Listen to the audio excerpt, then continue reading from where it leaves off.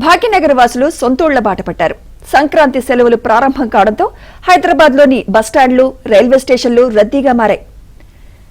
MGBS, JBS బస్టాండ్లలో ప్రయాణికుల తాకిడి పెరిగింది. సికింద్రాబాద్, కాచిగూడ, నాంపల్లి రైల్వే స్టేషన్లు కూడా కిటకిటలాడుతున్నాయి.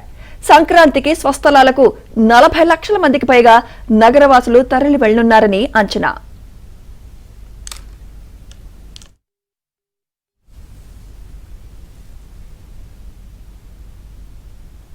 జేబీఎస్ దగ్గర నుంచి మరింత సమాచారం మా ప్రతినిధి నుమాన్ అందిస్తారు. నుమాన్,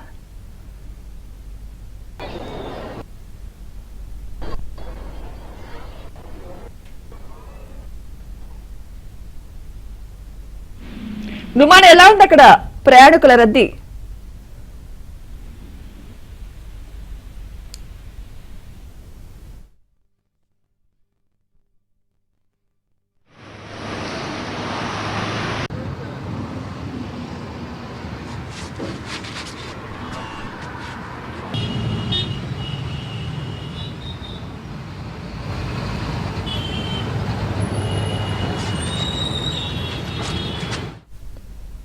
హైదరాబాద్, విజయవాడ జాతీయ రహదారిపై వాహనాల రద్దీ భారీగా పెరిగింది.